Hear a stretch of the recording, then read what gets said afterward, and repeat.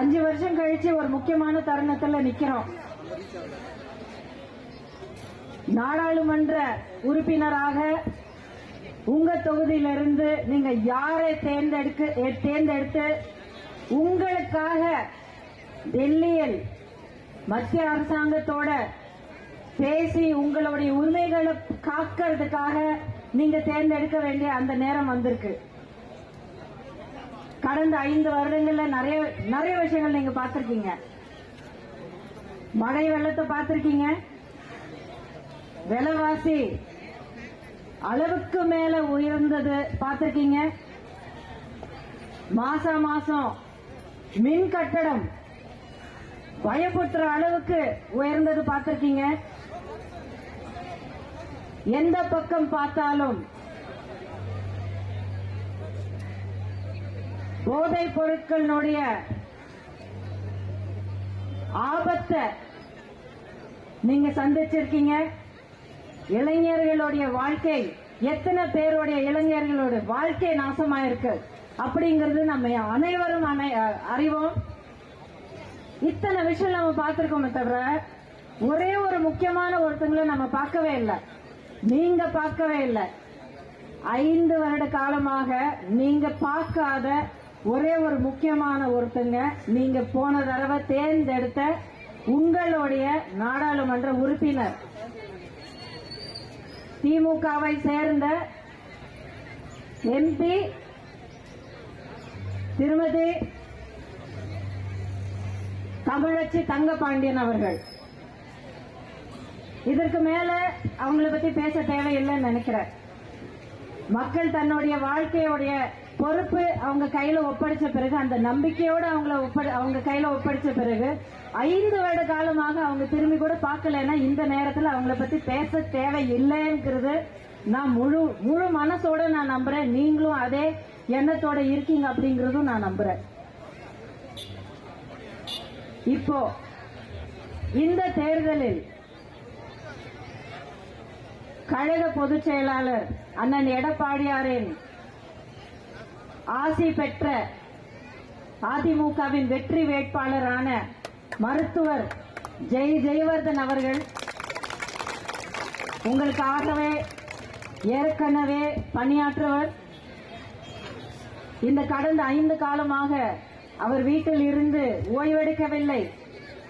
இந்த பகுதியில் உங்களுடைய தினசரி வாழ்க்கையில நீங்க என்னென்ன பிரச்சனைகள் சந்திச்சிட்டு இருக்கீங்களோ அனைத்தையுமே அவர் பார்த்துட்டு தான் இருக்காரு, ஆராய்ச்சி பண்ணிட்டு தான் இருக்காரு.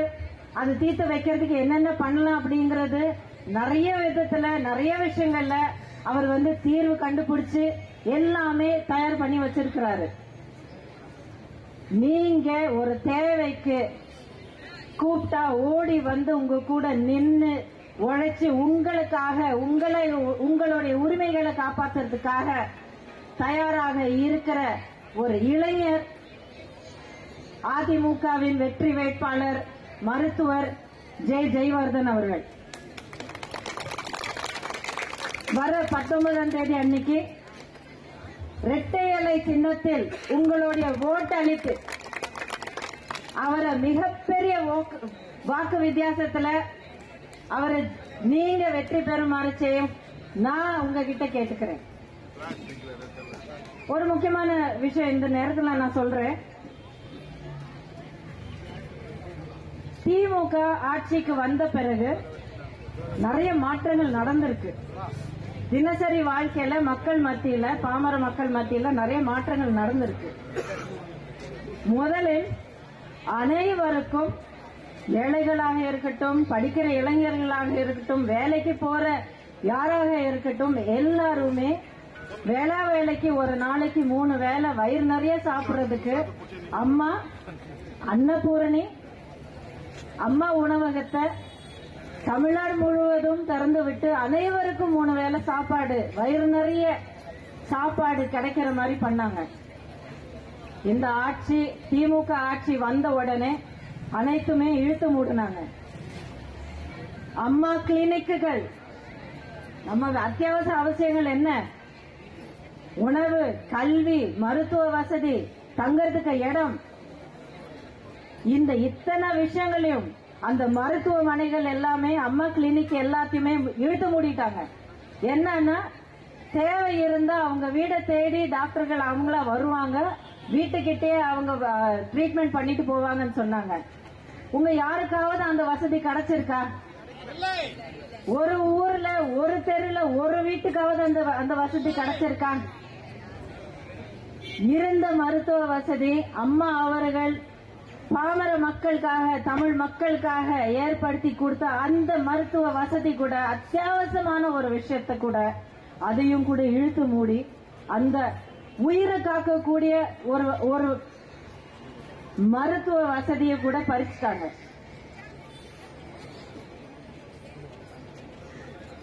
சமீபத்தில் பார்த்தா தமிழ்நாட்டை பல வருடங்களாக பாதித்த ஒரு விஷயம் தமிழ்நாட்டில் மட்டும் இல்லாம இந்தியா முழுவதும் கேட்கிற மாதிரி உருவாக்கி இருக்காங்க. உங்களுக்கு தெரியும் இல்லையா நான் இதை பத்தி பேசுறேன்னு? கச்சத்தீவு பிரச்சனை இந்தியா அளவில் இன்னைக்கு உருவாக்குனதுக்கு காரணம் என்னன்னா, இங்கே தமிழ்நாட்டில் பிஜேபிக்கு நின்று பேசி நியாயமா ஓட்டு வாங்கக்கூடிய ஒரு விஷயம் இல்லாததுனால எத்தனையோ வருடங்களுக்கு முன்னாடி அம்மாவே கச்சத்தீவுக்காக குரல் எழுப்பி உச்சநீதிமன்றம் வரைக்கும் கொண்டு போன அந்த விஷயத்தை இன்னைக்கு என்னமோ புதுசா எழுப்புற மாதிரி, இதுக்கான புதுசா ஒரு தீர்வு கொண்டு வர்ற மாதிரி 10 வருடம் ஆட்சியில இருந்தும் ஒருவேளை கூட ஒரு தடவை கூட அது பத்தின எந்த விதமான ஒரு முயற்சி எடுக்காத நம்ம இந்திய தேச பிரதமர் மோடி அவர்கள் இன்னைக்கு தேர்தல் அறிவிச்ச பிறகு திடீரென்று ஞாபகம் வந்து என்னமோ ஆர்டிஐல அவங்க அப்ளிகேஷன் போட்டாங்களா, அது கொடுத்துட்டாங்களா, அதுக்கான விவரங்கள் இப்ப மக்கள் கிட்ட பகிர்ந்துகிட்டு இந்தியா முழுவதும் அது ஒரு பேசுற ஒரு விஷயமாக ஆக்க முயற்சி பண்ணிட்டு இருக்காங்க. ஆனா அது ஒரு முயற்சி தான் இருக்கும். ஏன்னா இந்த மாதிரி ஒரு வேலை பண்ணது எப்படி பார்த்தாலும் சந்தர்ப்பவாத அரசியல் மட்டும்தான். இந்த மாதிரியான சந்தர்ப்பவாத அரசியலுக்கு தமிழ்நாட்டில் தமிழ் மக்கள் என்னைக்குமே மயங்க மாட்டாங்க. தமிழ்நாட்டில் இந்த மாதிரி ஒரு கச்சத்தீவை நம்ம எழுந்த ஒரு விஷயத்தை பத்தி இன்னைக்கு நாடு முழுவதும் பேசுறாங்க இல்லையா? இந்தியாவும் சீன எல்லையில அங்கே நடக்கிற அக்கிரமங்களை பத்தி இங்க ஒரு பேச்சும் பேசல. 38,000 சதுர கிலோமீட்டருக்கு மேல சீன அரசாங்கம் ஆக்கிரமிச்சிருக்கு. அது பத்தின ஒரு பேச்சும் இங்க கிடையாது. அப்போ அது பத்தின உண்மையான விவரங்கள் என்னன்னு கேட்கறதுக்கு நம்ம யாராவது ஒரு ஆர்டிஐ போடலாமா? அதுக்கான விவரங்கள் தெரிஞ்சுக்கிறதுக்கு நம்ம யாராவது ஒரு அப்ளிகேஷன் போட்டா நமக்கு விவரங்கள் சொல்லுவாங்களா? சொல்ல மாட்டார்கள். எல்லாமே கேள்விக்குறியாக இருக்கிறது. இன்னைக்கு நான் உங்ககிட்ட பகிர்ந்துக்கிறது ஒரு சில விஷயங்கள் தான். ஆனா அனைத்துமே நீங்க பார்க்கும்போது, கோர்வையா பார்க்கும்போது, பிஜேபி ஆக இருந்தாலும், அதாவது தேசிய கட்சியான பிஜேபி ஆக இருந்தாலும், மாநில கட்சியான திமுகவாக இருந்தாலும், இரண்டுமே மக்களுடைய நலனுக்காக பணியாற்றவில்லை அப்படிங்கிறது தென்னந்தெளிவாக தெரிகிறது. அவர்களுடைய செயல்களாலவே நமக்கு இது ப்ரூவ் ஆயிருக்கு, நிரூபிச்சிருக்காங்க. மக்களுடைய தேவை, மக்களுடைய முக்கியத்துவம் அவங்க மனசுல இல்ல. வாரிசு அரசியல் ஒரு கட்சின்னா இன்னொரு அரசியல், ஊழலை நான் ஒழிக்கிறேன், காங்கிரஸ் முக்த் பாரத் நான் உருவாக்குறேன் அப்படின்னு சொல்லி பிஜேபியில ஒரு ஒளியை எழுப்பியிருக்காங்க. காங்கிரஸ் முக்த் பாரத்னா காங்கிரஸ் கிட்ட இருந்து இந்தியாவை விடுவிக்கிற ஒரு காரியம். ஆமா, விடுவிக்கிறாங்க. எப்படி தெரியுமா? காங்கிரஸ்ல ஊழல்ல மாட்டிக்கிட்ட பல தலைவர்கள் எத்தனையோ பேரை பிஜேபிக்குள்ள சேர்த்துக்கிறாங்க. இறக்குமதி பண்ணிக்கிறாங்க. அப்படின்னா காங்கிரஸ் கட்சியில தலைவர்கள் இல்லைன்னு தானே அர்த்தம். ஏன்னா எல்லாரும் பிஜேபிக்குள்ள வந்திருக்காங்க.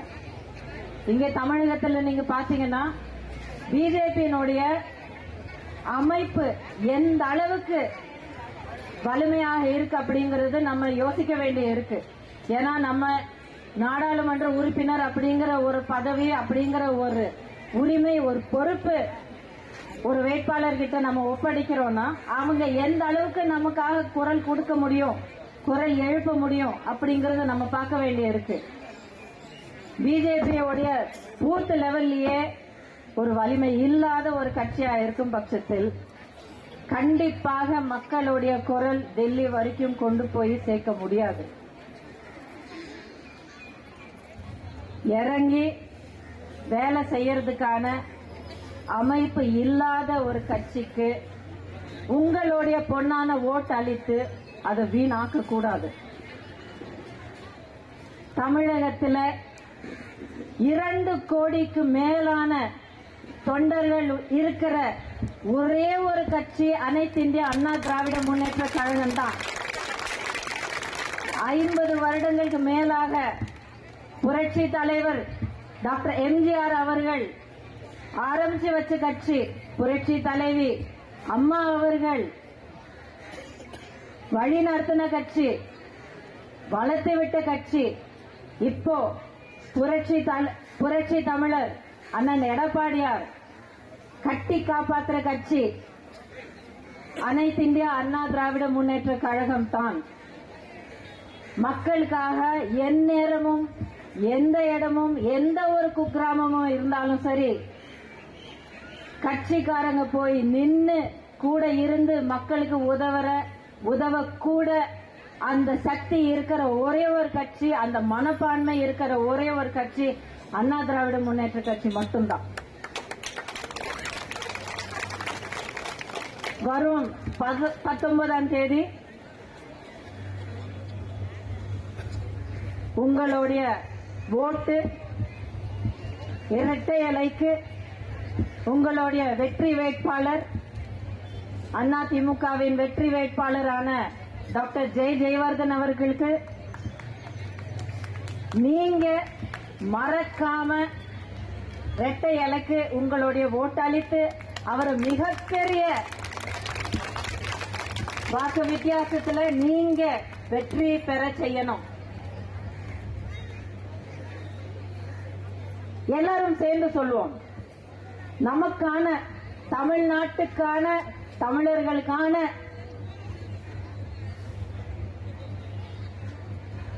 தமிழர் உரிமை மீட்போம், தமிழ்நாட்டை காப்போம். தமிழர் உரிமை மீட்போம், தமிழ்நாட்டை காப்போம். தமிழர் உரிமை மீட்போம், தமிழ்நாட்டை காப்போம். தமிழர் உரிமை மீட்போம், தமிழ்நாட்டை காப்போம். ஒற்றை விரலால் ஓங்கி அடிப்போம், தற்றோம் தூக்குறோம். ஒற்றை விரலால் ஓங்கி அடிப்போம், தற்றோம் தூக்குறோம். நிறைய பேர் இந்த பிரச்சாரத்துல நீங்க கேட்டிருப்பீங்க, அவங்களுடைய உரையை நீங்க கேட்டிருப்பீங்க. ஒருத்தர் குறை சொல்றது அப்படிங்கறது ஒரு சில பேர் பண்ணுவாங்க. நியாயமான தப்புகள், தவறுகள், நடந்திருக்கிற குற்றங்கள் எடுத்து சொல்றது சில பேர் சொல்லுவாங்க. அத மீறி எங்க எல்லை பகுதியில் நடக்கிற விஷயம் எங்கே சொல்றாங்க, அதுக்கும் இங்கே நாங்க ஓட்டு அளிக்கிறதுக்கு என்ன சம்பந்தம் அப்படிங்கறது சில பேர் நினைக்கலாம். உங்களை பல பேர் நினைச்சிருக்கலாம். நினைச்சீங்களா அந்த மாதிரி?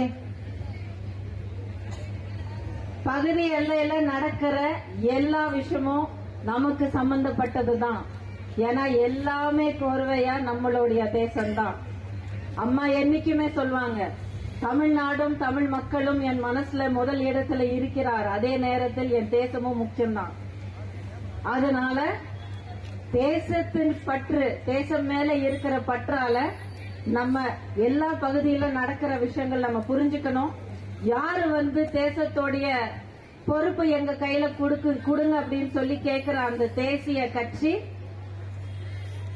அவங்களுடைய உண்மையான நடவடிக்கைகளை நம்ம புரிஞ்சுக்கணும். இங்க நம்ம அளிக்கிற ஓட்டு எங்கே போய் சேரும் அப்படிங்கறது நம்ம புரிஞ்சுக்கணும்.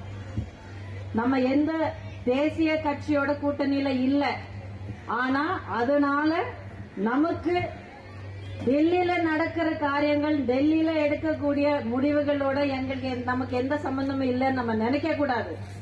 ஏன்னா நாடாளுமன்ற உறுப்பினர்கள் அனைவருக்கும் குரல் எழுப்பக்கூடிய, அங்கே அவங்களுடைய ஓட்டு கொடுக்கக்கூடிய ஒரு சக்தி இருக்கு. அண்ணா திராவிட முன்னேற்ற கழகத்தின் பற்று ஒன்னே ஒண்ணுதான், தமிழ்நாட்டுக்கும் தமிழ் மக்களுடைய உரிமைகளை காப்பாற்றுறது மட்டும்தான். நாளைக்கு எத்தனை வேட்பாளர்கள் நீங்க தேர்ந்தெடுக்க டெல்லிக்கு அனுப்புறீங்களோ அத்தனை பேரும் ஒவ்வொரு தமிழனுடைய குரலாக அங்கே பணியாற்றுவார்கள்.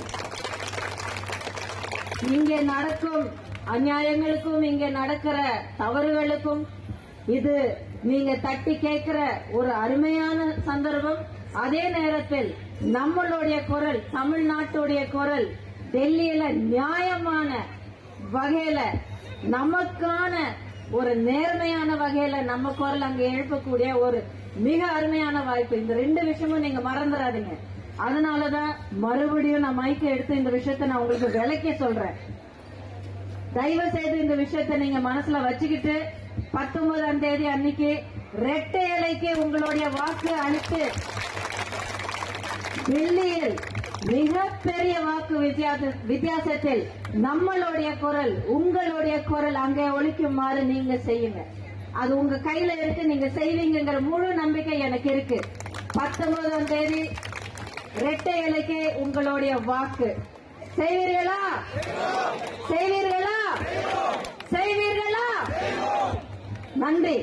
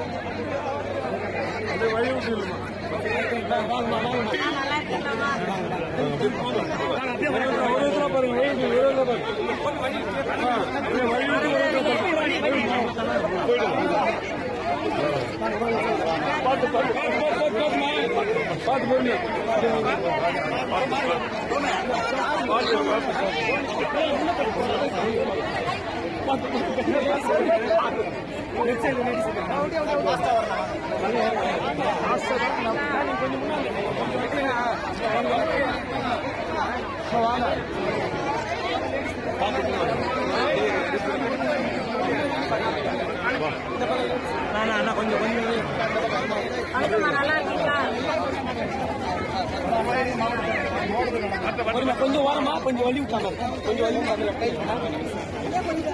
கொஞ்சம் நீ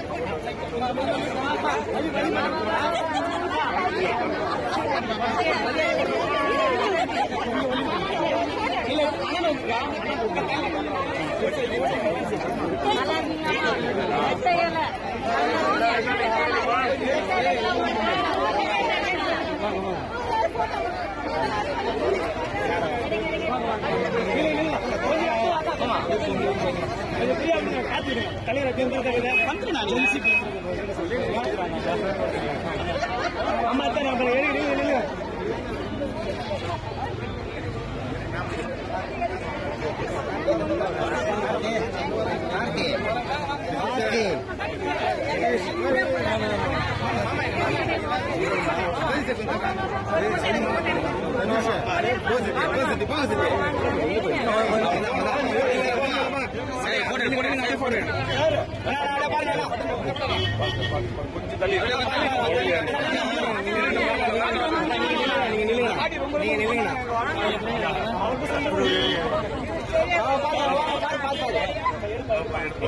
எடுப்பா எடுப்பா ஓகே எடுக்கல